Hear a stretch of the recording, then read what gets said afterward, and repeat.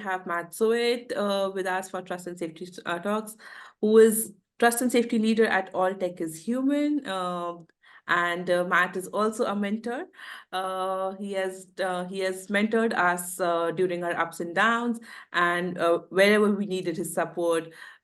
Truly a dear friend of ours. And I still first remember that I had sent you an email, Matt, for our Ranga Canvas interview we had back in 2021. After all the conversations that I had with Amitabh, and this is wonderful to have you for Trust and Safety Talks today with us. And it's my honor to have a chat with you, especially from a trust and safety perspective, when we see this growing in India too. Undoubtedly, India is a very big market when we talk about Mhm. online safety, when we talk about child safety. Artificial intelligence is growing so much. Consumption of internet is vast in India. So I want to basically ask you and begin this interview by asking that what do you think are the most trending topics of AI and child safety when we see that the presence of children in the cyberspaces today? Yeah, I love it. Also, allow me to say thanks. I always love connecting with Social Media Matters. I love doing the Ring interview, and I love that this is such an international conversation, right? We see the need for having conversations around trust and safety and what it takes to be safe online, and really seeing just the range of stakeholders, right? From parents to orgs like ourselves and platforms. So to dive into that first question, AI and child safety, that's an interesting one because really the conversation about AI only started it almost a year ago, right? If you think about it, a year to date, it's very weird to think about how fast time goes. Um, but we had a week where everyone was really excited. Like AI was like the new shiny toy that everyone wanted to play with, and it was the greatest thing ever. And then by week two, that's when all of the fear and the bad stuff started happening. And so we think about questions about data and algorithmic bias and things of that nature. So really have come full circle, quite a range away from that initial excitement to thinking about what are the ramifications. So particularly with youth, as thinking as a platform, thinking as an advocate, one of the biggest issues we see is just data. How is that data managed? How is it being used to target? So AI in and of itself gets better when it interacts with the data around it and it takes all the inputs. So let's say I'm a user, I go in, I'm using an AI platform like ChatGPT, and I start asking questions, doing inputs and dropping information to try and get some kind of output from that, right? That algorithm is getting smarter because of everything that I'm adding to it. If we think about privacy laws throughout the world, right, whether India, US, and let's say I am a minor, whether I'm under 13 or under 18, and I'm going in and I start adding data into the algorithm to try and learn, to grow, to whatever, create, is that going to then be taking the data that I'm adding to it and using it for any other targeted purpose, whether through interactions, advertisements, things of that nature, right? So those are considerations from the platform side of things. The other side of it is thinking about specifically the safety side. Is AI is very good at kind of mimicking human behavior. And so there've already been some concerns that have been raised about having these realistic human-like conversations. Now, most of us as adults should have the ability to discern that difference. But as a young person, developmentally, where I'm at 10 years old versus 12 years old versus 16 years old is very different in my brain development. So thinking about being able to discern those conversations when someone is trying to manipulate me, we think in the classic online safety sense of grooming, right? Trying to get me to do something in response to beneficial favor, something like that. And then along that line, just thinking about is, what is real? This is the ongoing eternal conversation around media and digital literacy, mis and disinformation, what images are real, what text is real, what articles are real, being able to discern the difference, identifying anything that may make me feel uncomfortable online and having the autonomy to say, no, I don't like that. And even being able to go to mom and dad and say, hey, I just saw this really bad thing online, or some trusted adult, and say, what do I do about this? How can I respond to it without the fear of that device, that tool, that resource kind of getting taken away from them? Um, the worst case scenarios aside, because they're always there, right? But thinking too is, having conversations about how we can train young people how to use this tech to sort of enhance their lives, right? Like that's a whole nother variable to look at in the world of online safety is how can we sort of coach young people to adapt this tech to make them better? What is the goal of AI? It makes us more efficient. At the end of the day, it's not going to take away jobs, as I think many of us were fearing. It's going to allow us to focus on the things that really are important, high level thinking, things like that. Even on the safety and tech side, there really isn't a place for humans not to be involved in AI. Like they have to have some level of involvement, whether it's looking at data, evaluating outputs. So simple stuff of, evaluating writing, looking at essays. Was it written by AI? Was it written by a person? And being able to discern the difference and sort of understand how can I use this to find basic information, to refine information? Can I use AI to make my writing better, my communication style better, to create outputs to entire worlds? We've seen this in the gaming sphere where people can go in and with basic information can create an entire world for a brand new video game that they can play and interact in and be imaginative and kind of like a giant sandbox. So I think the fear part is understanding and just being aware the kind of worldliness that we discussed a little bit. And then the other part is thinking about just how we can train young people to use this tech to kind of enhance or be a part of their life in a very thoughtful and intentional way. Totally, totally. I understand that because like it is growing in all spheres. I just read one article yesterday that we have one AI robotic teacher in India now, in Kerala. So Wow. that's the level of AI technology is growing. And you very rightly said that, the level of awareness needs to be adequately mapped. We need to train our kids how to use this technology. We need to tell them how this technology functions. What are the harms? What are the benefits? Totally. When ChatGPT came in, students started writing papers through ChatGPT, Hmm. and after a certain point of time, teachers recognize, like, there is the same pattern of writing style from amongst the students. So, and Hmm. also a lot of discussion was happening around AI, how it is being used for writing purposes, for development purposes. So they figured it out that this is not human minds. This is Yep. completely artificial minds that is being generated through all these technologies.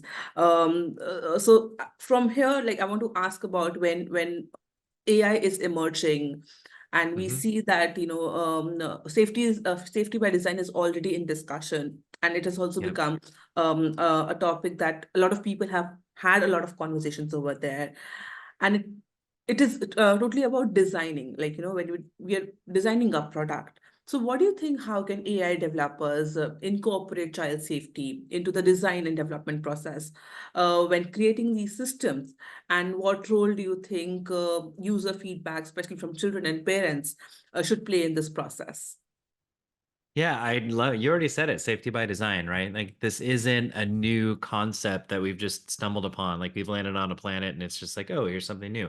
Safety by design, age appropriate design. These are conversations that have been happening for a few years. So as we think about designing online experiences and platforms, apps, web spaces, whatever it may be, I do think there's a lot of intentional thought going into what does this look like. It's still new, so we're seeing unintended consequences. Like in the U.S., Microsoft recently, you saw something they pulled down one of their apps because of misrepresentation that was happening through image creation, things like that, right? And they responded to that pretty quickly. Like we're still going to have those incidences, but that part aside, I think people are really trying to be intentional in terms of what are the safeguards that are in place, what is the data that we're using to develop these tools and resources. So if I, put my input here, what is my output going to be? Is that output going to be appropriate? Do we know based upon the individual's age, the types of questions, are they going to get inappropriate responses? Can I mislead the AI, like an AI chatbot, to tell me inappropriate information about, eating disorder content or how to harm myself? Like those are concerns I think that conversations people have already been having in thinking about those experience, what are those gaps are. And some of it's as simple as just a certain word or phrase when it gets typed in there, much like you would on, say, TikTok and Instagram or somewhere else, where you would get a nudge to go in and be like, hey, let's have, we see you're searching for this stuff here. We think you might need help with this resource. Here are some resources that can help point you in the right direction. particularly on the trust and safety side, when it comes to really harmful content like that. We've seen a lot of success using machine learning and AI already. It's been used on the safety side for about 10 years in terms of really kind of sourcing high level material or being able to direct people to helpful content if something bad is happening or if they are searching up harmful content, right? Another variable that we think about safety by design or age appropriate design is that feedback cycle that you referenced. And that is it's easier said than done. Just because, trying to get to parents and young people, the levels of permissions and approvals, it's hard to do. Platforms should do it. That is not a dismissive, right? But I think whether it is through research institutions, whether it is through government agencies that are trying to regulate this content, or the platforms themselves, like just general surveys, there's a lot of ways that platforms can get data back in to understand what their product is doing and what it's creating. The industry style we use references like red teaming, like going through and intentionally trying to break something and understand what the ramifications are. I think looking at data on the inside of the platform, what are the types of searches that are happening, what is the type of content that's getting created, and really trying to understand how folks are engaging with a specific platform, and seeing how that content is getting shared out and what are the pieces that come from behind that. But yeah, I think platforms have could partner with research groups. I think the platforms themselves, the larger ones, have user research teams that are able to reach out and get that.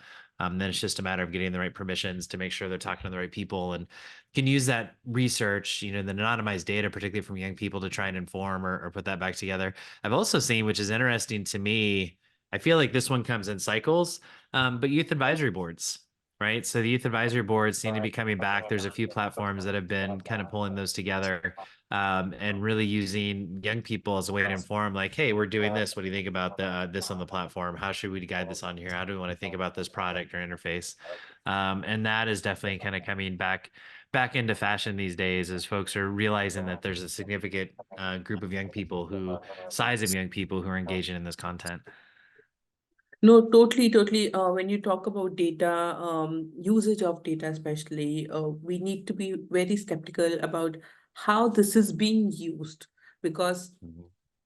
young users are coming a lot on tech platforms. They're feeding in their data. They're sharing a lot of data over there. Totally, that is the focus where tech companies also needs to, and also developers also needs to look into the product with safety, especially when it comes to child safety. And the Yep. consumption of these products has overgrown by young children. So it has started from toddlers now. So when we Yep. see a 2-year-old kid watching YouTube videos, right? The kid doesn't want to jump onto YouTube Kids because it's a child specific, child friendly platform, but they want to watch Yep. content which is there on YouTube, which also maps the algorithm of parents who are using the same device. Yep. That becomes a problematic area because children and parents are having the same algorithm to whatever they're watching. Any Yep. adult content a parent is watching is also being seen by a child, and then shots are there. So totally, if I see and if I've observed the pattern, kids are Yep. actually consuming more from that data. And when you talked about when you talked about educating the young minds, so I want to quickly jump on to the aspect of how educational and development impacts are happening. So how do you think that AI can be used positively to impact children's education and development, and what measures should be taken to prevent any potential negative effects on their cognitive or social skills over there? Yeah, that's a challenging one. Only because like tech is so ingrained in our lives, right? So I think depending on your age, let's say like my dad, who's in his 80s, would be he was a teenager before they even had a TV in his house, right? So any kind of screen. I love the argument around tech. I remember was reading recently in the 1800s there was actually literature encouraging young women not to read because they become complacent and then they wouldn't go out and socialize and find a husband and things like that, right? And so they're encouraged not to read. And then it was the same thing in the 20s and 30s, at least here in the US. Like, oh, the radio, you're going to spend all your time listening to radio and imagining and doing stuff. Like you're never going to talk to your friends anymore. And then it became the same thing with TV. The arguments with TV were the same for video games. When I was growing up, you're going to become a slug and a couch potato, and like you're going to be unhealthy. And so we're seeing all that developmentally now. So I think in terms of cognitive development, like the several factors that really continue to contribute to this. One is definitely, how are young people using tech? Are they using it to connect? Are they using it to create? You can develop social skills, I think, in those manners and norms in that space in terms of how to be polite, how to have conversations, things like that. But it still needs to be modeled and guided by some degree of a trusted adult, right? Because I've seen, in my experience as an educator, I did that for 10 years before this, almost 15 years, is, young people aren't inherently good at this. Adults, however, like we've lived a life and we've had friends and we've had, partners and, we've dated and like, so as parents and adults acknowledging that human experiences that we've had, like that is a great teaching point with young people in terms of how to engage online, how to have conversations. And it should be the same offline, right? How to speak to other people, what types of words to use, what types of conversations to have, how to respond to frustration, building resiliency, the greater the risk, the more likelihood of building resiliency. So trying to have that balance, right? If young people never get exposed to risk, then they never develop resiliency. And when something gets hard, their willingness to see it through diminishes. So all these things are kind of coming into play with a singular lens just on the tech, right? There isn't anything looking at what are the social skills these young people are developing, what are the types of interactions they have in their life.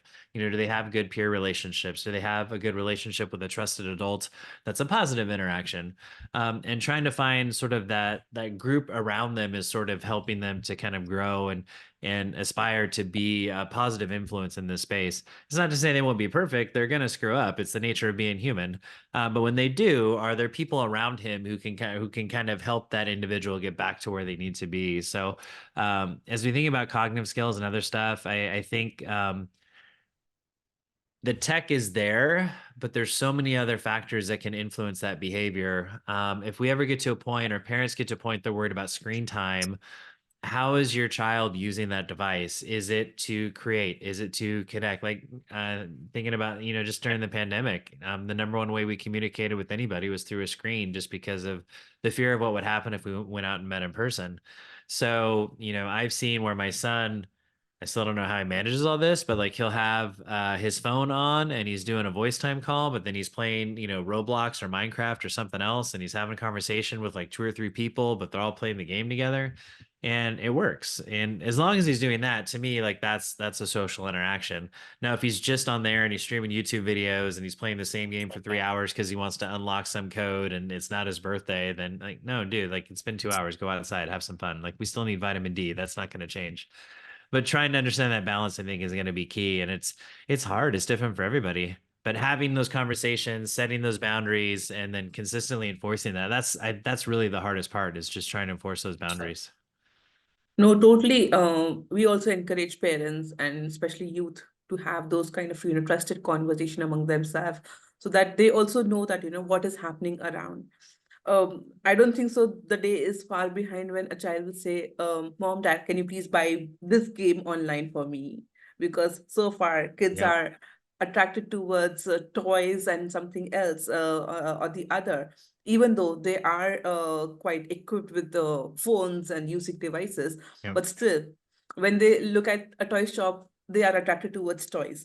But the Yep. day is not far when they will just ask that, please buy this game online for me, spend this much Oh my dollar. gosh, I'm already there. Yeah, no, it's happening. And that's, again, those are good conversations as we think about the cognitive development, the ability to discern like what is advertising and marketing and how is this game being targeted to you. And then within the game, like that was something I discovered, is my son would always want these games, and then we go into the game, the ads that were in the game were just not appropriate for his age level. So it's like, all right, that game's gone. And so just having some awareness around that. It doesn't mean that my son's filter is there to where he can figure out whether these things are good or bad. But if I can have awareness and I can consistently have the conversation, like someday something's going to happen that's going to click in his brain and he's just going to know. No, totally, totally, totally. And like like I also believe that the social skills have gone online now because the way kids are interacting with people, Yep. with strangers, so that stranger danger connection is very strong over there.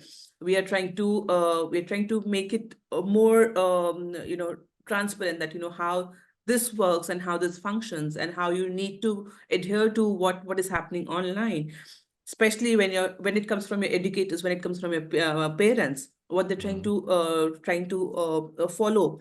Please look into Yep. the guidelines, what tech platforms have brought for you. So from child safety perspective, it needs to be very strong over there. um, because teens and tweens are just getting into a lot of interactions over there through gaming, through dating, um, uh, through Yeah. chat mechanisms. They're finding new ways to interact. So that is something is, just one after another, the issues are just emerging and it just is going on. CSAM, online grooming, sextortion, they're just hitting the numbers over there. So with that context, I want to understand that, what do you think are the key elements that should be included while regulating any framework to ensure that Mhm. AI is safe and beneficial for children? And how can these frameworks keep pace with the rapid advancement of AI technologies?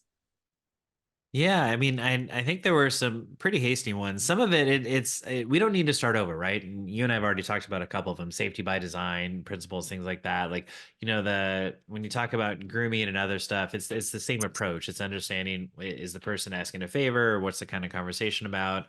Could you feel like you could tell someone when that conversation's happening? So there's variables around that. When it comes to regulation, I mean, I've seen a few efforts, global efforts. You had the EU Online Safety Act. I think that was a first. They rushed that one pretty quickly.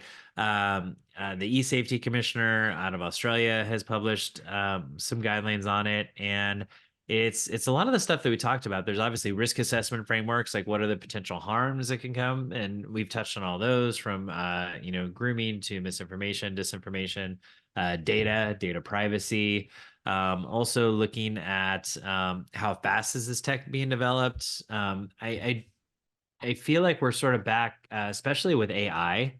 We're back at a point to where move fast and break things, right? The early days of Facebook, if you remember that. And that hasn't been the case for a bit. Like, I think tech has been growing steadily but cautiously.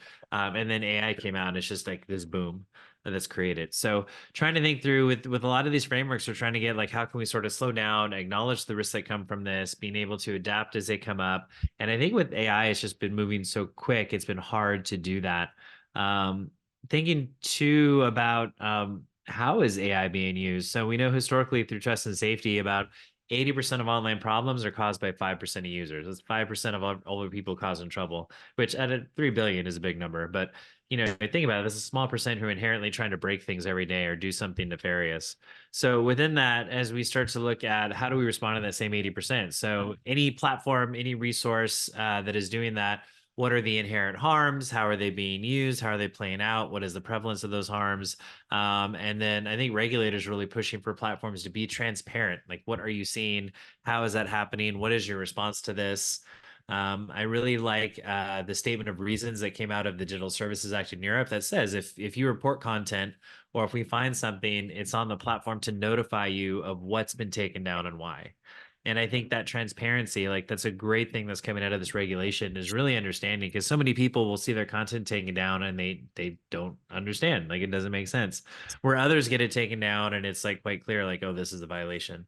But platforms communicating that, I think, is another big piece of the regulation that's come out, that's been a huge improvement over previous years when you wouldn't hear anything about what's going on or why that mattered.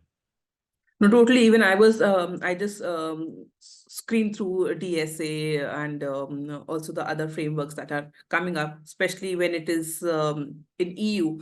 A lot of work has happened over there, and with this, I want to ask you about, what is the future of AI in children's life, to understand that in a to concise everything that we have talked about. So, looking forward to the future, how do you envision the role of AI evolving in the lives of children? and what steps should be taken now to prepare for these changes when we see developments are happening, and these are rapid developments that are happening. Over the night, some technology just emerges. Like how do we look into this? Yeah, it's happening fast, right? It's I think what's amazing to me is how much has changed just in the past year. Like we started this conversation on where we're at now. AI is definitely here to stay. Tech is here to stay. It's not going to go away. There's some interesting research. What is his name? Dr. Malik. I got it here. I'm going to look it up. Um, yeah, Ethan Malik. So he was part of this research study, and one of the things they found out from the study was that individuals who are very good at using large language models to solve problems were much more efficient at solving problems. And so it's almost kind of like learning a new skill, a second language. They did additional research looking at law school. And when you look at a grade performance, like 0 being failure, 100% being A, they found out that students who were tended to be lower performing in their law classes performed just as well or saw the greatest improvement in their output when they used chat gpt on homework and research and things like that. So the bigger conversation we think about the future of AI is having ethical conversations. So it's with the law students, right? Lower performing law students were doing just as good as higher performing law students when they use chat gpt-4. So it's like learning another language. So I think as we have more conversations, the biggest shift is going to be in our ethical conversations, right? So what's fascinating, I kind of laugh because when ChatGPT came out, like there's so many schools everywhere were banning it because kids were cheating. They were using it to write their essays, which we talked about earlier. And to me, that's just kind of funny because it's like it's kind of like you punish the many for the mistakes of the few. And let's turn this thing completely off and not give access because some of you are going to misuse it. But there's never the conversation of why would you misuse it? And that's the piece where it was the same like when Google came up. It's like, oh, kids are just looking up answers. We're going to block Google at school. And for me as a teacher, journaling. So students would walk into the class, there'd be like a prompt up on the board, and you start writing in your notebook. And then tech came in, and it's like, oh, well, we're gonna write on our computer now. It's like we haven't really changed anything. Like I'm typing on my computer, but you're still writing a journal. And then that became like, oh, but we're not writing a journal. We're doing blogs. So I'm gonna have a prompt up there. My kids will come in and we're gonna start writing blogs. It's the exact same thing as writing in the journal. Like how has tech made the teaching and learning better? And in that case, I don't think it has. Because you're not doing anything with the technology. It's not enhancing what you're doing. AI has the direct benefit to enhance what we're doing to make us more efficient. So then it becomes, thinking about how do we use it in our everyday lives? Can we use it to produce content? Can we use it for basic research? Can I use it to evaluate the essay I did write and check for grammatical errors? And so trying to guide young people through those ethical considerations of what does make sense, what should be okay from an ethical standpoint. It's not going to solve every problem, but we can start to think about those pieces because when you go to the future of the workforce, like AI is going to be there. Companies are going to invest in this heavily. I saw a large makeup brand the other day had a new head of AI and innovation. I have no idea why they need that, but it's like they must. So it's those things, those jobs, those elements are going to exist. So thinking about how we incorporate that tech into our everyday life and how we want to have that tech in our everyday life is going to be a big consideration. So thank you, Matt. Thank you giving us your time.